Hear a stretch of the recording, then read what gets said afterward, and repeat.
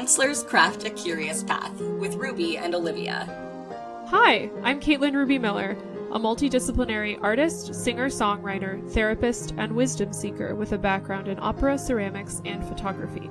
And I'm Olivia Candosia. I'm an actor, theater director, voiceover artist, early childhood educator, and drama therapist.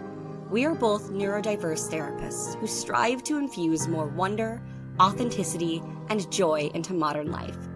We're here to share our hearts and stories, and in turn, listen to yours. Here we gather with you to craft the curious path of life, therapy, and art. Welcome and co-create with us.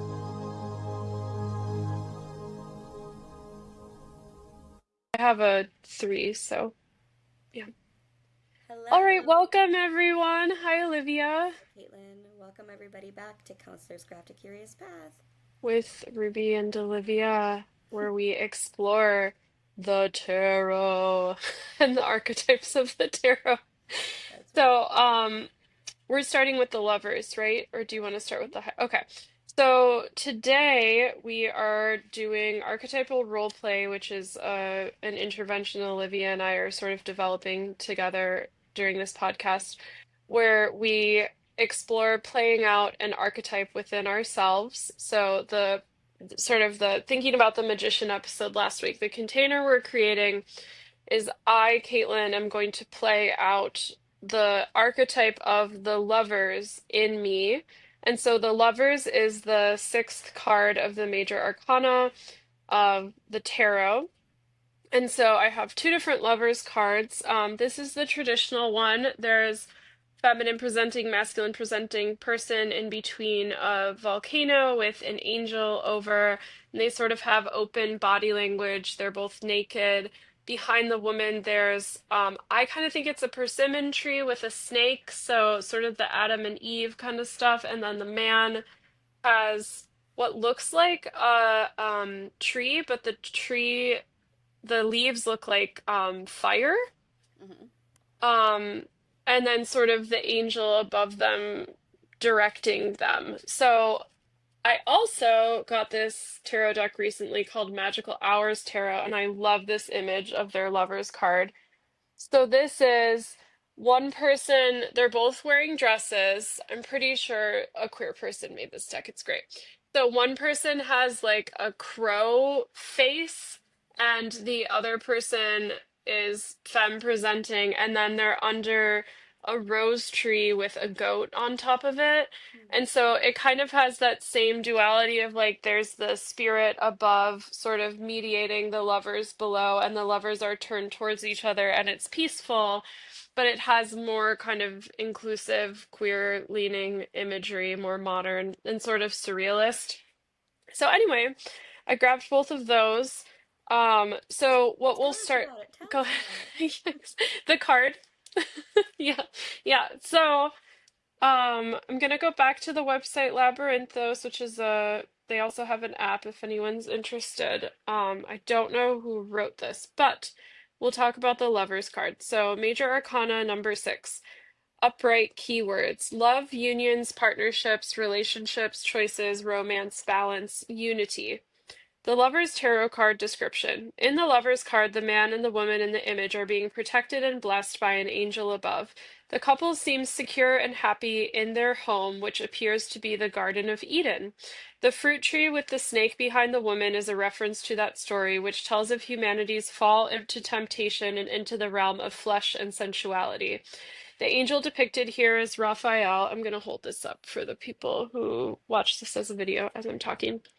Um, the angel depicted here is Raphael, the angel of air, who is of the same element of the zodiac sign that governs this card, Gemini.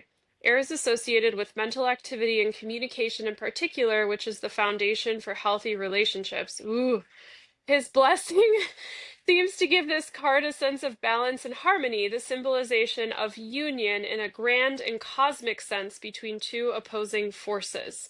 The primary meaning within the lovers is harmony, attractiveness, and perfection in a relationship. The trust and unity that the lovers have gives each other the confidence and strength, empowering the other. The bond that they have created is very strong, and it can indicate that the two are joined in marriage or other close and intimate relationships.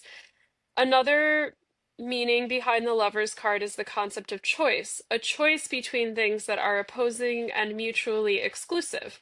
This could be a dilemma that you need to think about carefully and make the best decision for your situation. I'm going to do one more paragraph and then we'll transition. A more personal lover's meaning that can apply to individuals is the development of your own personal belief systems, regardless of what are the societal norms. We see this as a development from the Hierophant, who's the Pope male version of priest, who made decrees and passed on his knowledge through a standardized system. This is one of the times when you figure out what you are going to stand for and what your philosophy in life will truly be. You must start making up your mind about what you find important and unimportant in your life. You should be as true to yourself as you can be so you will be genuine and authentic to the people who are around you. Great. So, there we go. Oh man, okay. So today we're going to be tapping into the lovers in Caitlin.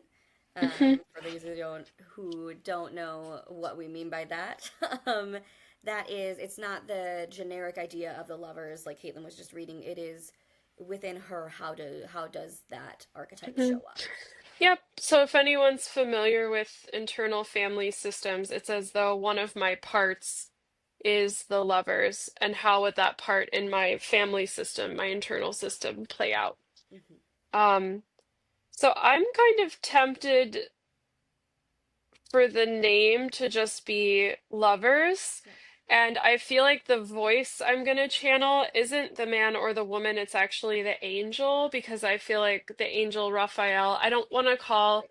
this part Raphael because I'm not super Christian and I think that, yeah, anyway, but like, I think what I'm gonna think of as the voice is That the angel. Yeah. great. Yep. All right.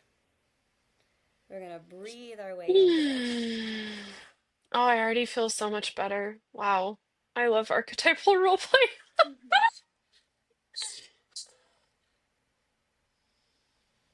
All right. Hello, lovers. Welcome Hello. to Council's Craft Curious Path. I love this You podcast. love this podcast? Yes. Why do you love this podcast?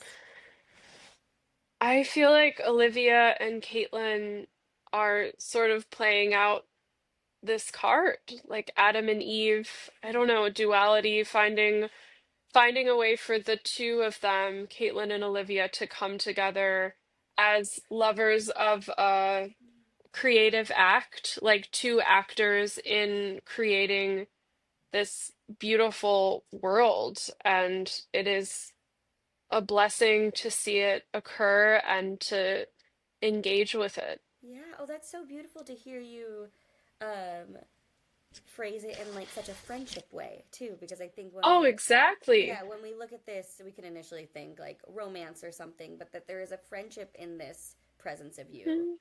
Mm-hmm.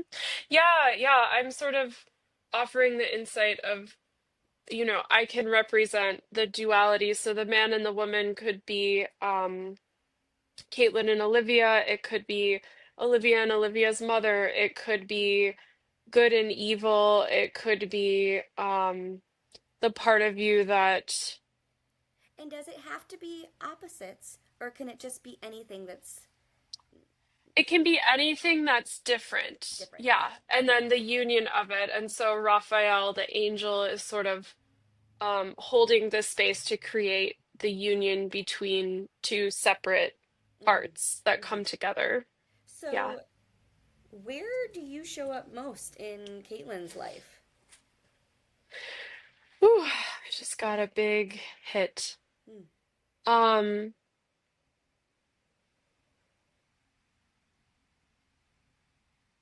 in her personal relationship with her partner, mm-hmm. um, I think I'm really trying to help her bring them together as peacefully and lovingly as possible with both her and her partner being differentiated human beings, as well as also creating a third entity, which is the relationship, and Raphael sort of embodies.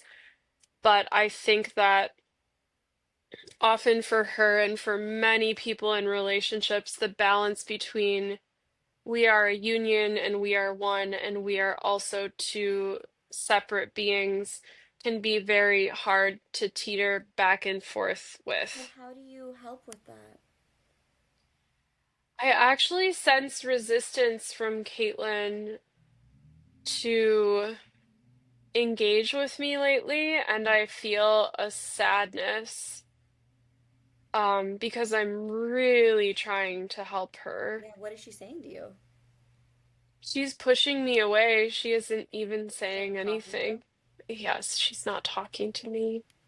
So what if she were to hear you, what would she hear you say?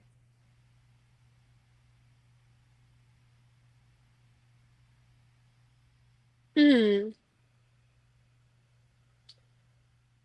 I think I want to help her in each specific instance in the relationship, in that specific moment, to help balance union as well as individuation.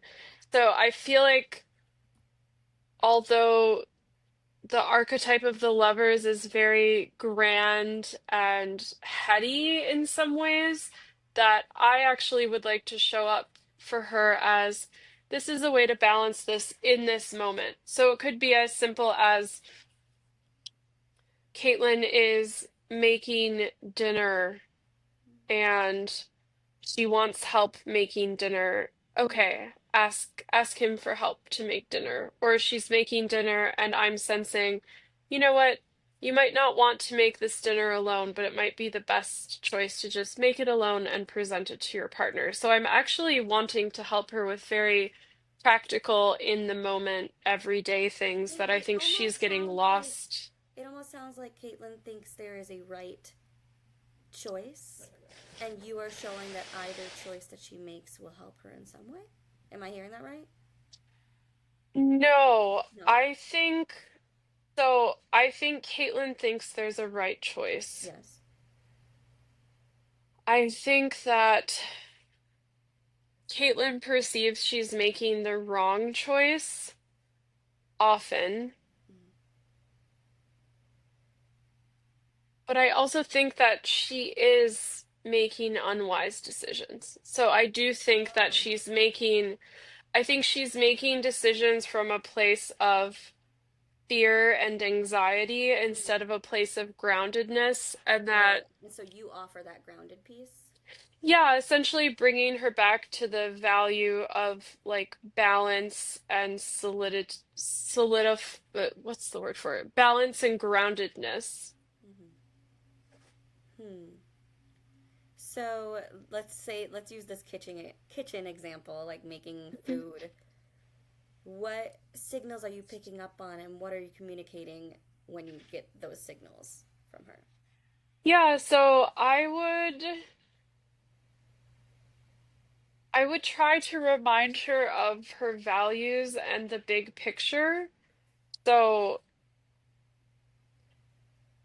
for example, maybe she's making dinner and she wants help making dinner, but the feeling of wanting help making dinner feels more like anger instead of I want help making dinner because it would be joyful to make dinner with her Mm-hmm. partner. And so I feel like I can tap into not just what she's impulsively trying to do, but the feeling behind it and remind her of values and also to not sweat the small stuff. So I it's hard to talk about it without it actually happening Yeah, because so you're I'm saying really it's okay. go ahead. Um, so you're saying like, oh my gosh, I might have just lost my train of thought. Um, you're a value that you're reminding her of is joy. Like there doesn't have to be this anger. There is also joy in the desire that you have for wanting someone to help you make dinner. Um, no, how do I describe this? Um, that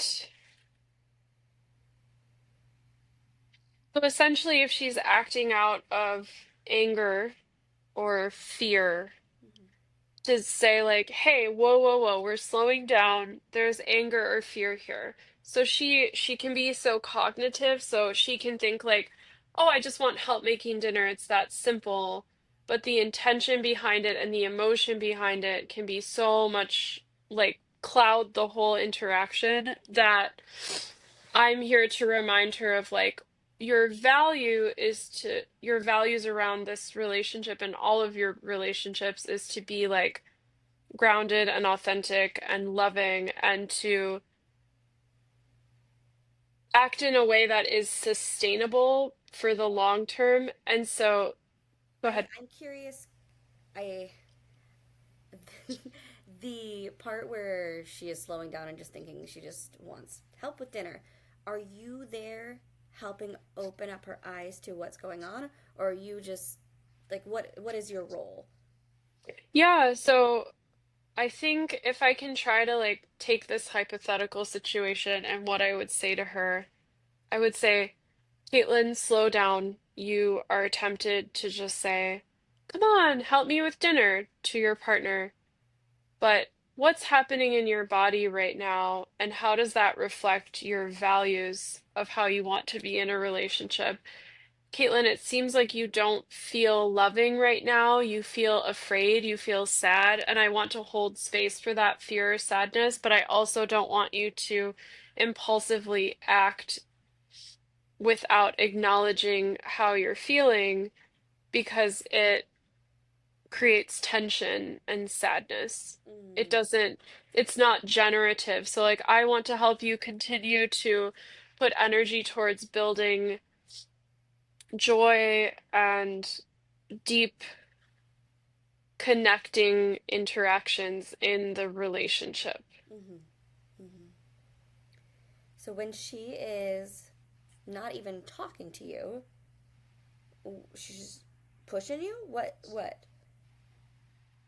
I think that this recording is helpful for her to just hear from me that I'm here and she can access me. Like I am a part of her internal system and I want to help her.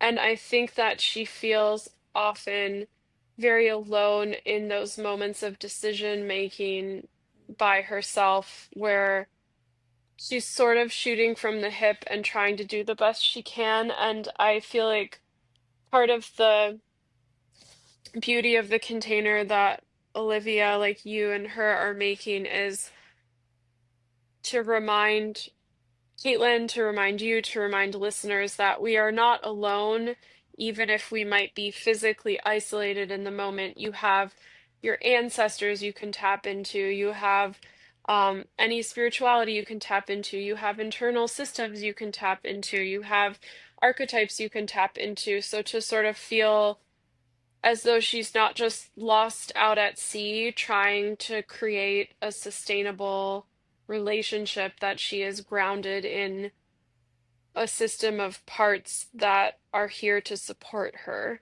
Hmm. Can you pause for a second and tell me if you hear her saying anything to you right now? She's sobbing. She's sobbing.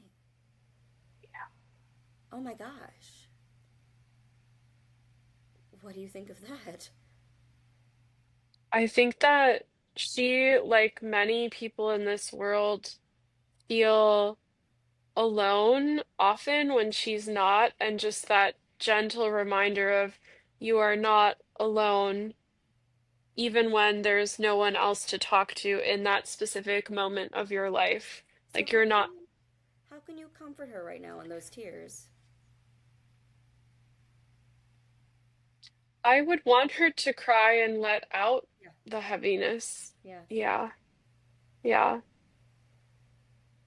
She's also thanking me. Um, but it reminds me, I just got an image of walking up to someone on the street who is a homeless person and offering them food and saying like, I am here with you. So sort of that moment of, hey, you can look up and look at me. I am here with you. I'm offering you something. I'm offering you food. I'm offering you support. And sort of that body language of from like crouched and alone and stressed into like open and receiving. Um, I feel sad for her.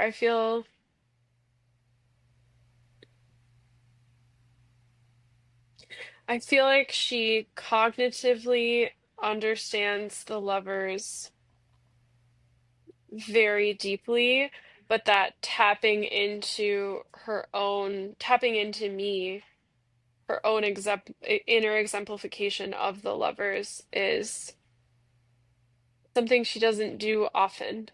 Mm-hmm. And she's such a help to her clients who are falling in love or trying to date or in relationships and strengthening them. So she taps into me all the time in her role as a therapist with clients. I'm just like by her side there all the time. But then in her personal life, I think she feels like, oh, I can handle this on my own. Sure. So And no where one are you then? can. Are you just in the corner then? When in her Or personal in life, yeah, in the personal life.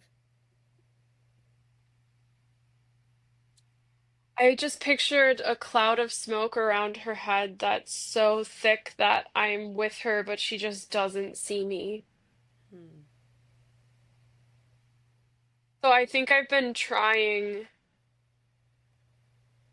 to communicate with her, but I think how difficult the past couple days have been for her, she just doesn't want to see me. Yeah. You seem pretty patient though. Oh, I am. Her capacity to love, whether it's loving her clients or her partner or her family or her friends or loving creativity or loving nature, like her heart is so big Yeah. and there's a lot to manage there and process, but there's so much potential for beauty and radiating So joy. you're saying that you do show up pretty consistently in like her sessions with clients and things. Hmm. Hmm. And as we've discussed, you show up in many different kinds of ways for different kind of relationships, whatever. Hmm. Where else do you show up pretty strongly for her besides with clients? It's so interesting because in this archetypal role play, in these interviews, I and other of Caitlin's parts always say in singing, and I think there's a trailhead there of like, it seems like when Caitlin's singing, she's connecting way more with her parts, like her Yeah. parts are just online. But yeah, the lovers, I feel like in a musical composition, I can help her find balance and Hmm. direction. So yeah, I do think, oh, and she also, she recently painted watercolors with a new friend she's making, and there was a lot of heart in that too, and balance of this is a light, long stroke, and this is a dark, short stroke, and like sort of, I'm picturing the card of like some strokes were Eve and some strokes were Adam, and finding the balance and how they both come together in like the angel, so. Yeah, there's something about two distinct creative forces coming together and finding balance with one another that creates so much more dimension in a piece of art. Hmm. Oh, I also just pictured she recently recorded Hallelujah by Leonard Cohen, and that there were parts of it where she was pushing her voice really hard. It was almost breaking, and then other parts where she was doing sort of operatic, like do do do do do do, like stuff that she could do for hours. And so that sort of balance of like Mm. the breaking parts is more of the emotional heaviness and grit and just like raw emotionality, and then the more like angelic parts are more of um sort of like a warm blanket over the composition, but Yeah, that without some of each. you seem so essential for survival. Oh, I absolutely am. Yeah, Like, for Caitlin and also the lovers for all humans. mhm. Yeah, Yeah, I just been thinking about how important you are. yeah, Speak. yeah. And your question about are you always opposites?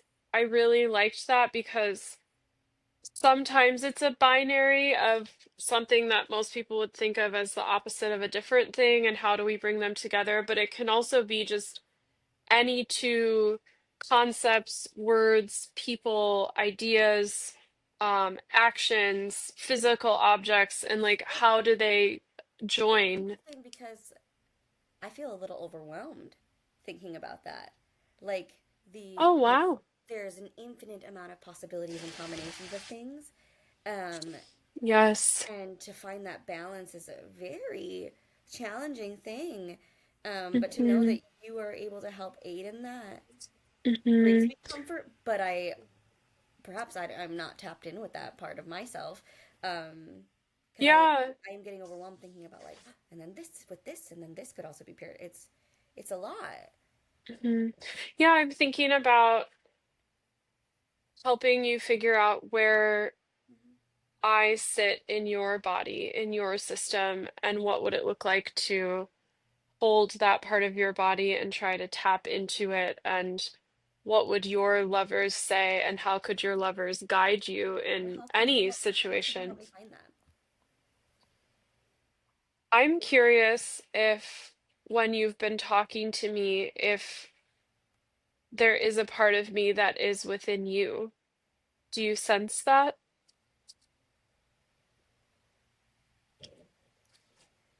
It's hard to say right now. I feel very disconnected to a lot of myself right now. Hmm. So probably there have been like lingers of things you've said, but Hmm. for someone who is in a place like I am right now, who feels very like survival mode, it's Hmm. I'm curious how you could maybe show up in someone really experiencing like anguish and pain like I am. I don't Hmm. know. Hmm. Hmm. Yeah, I'm thinking of if, let's say, the man in this card represents anguish and pain, then I would draw your attention to the woman in the card, which might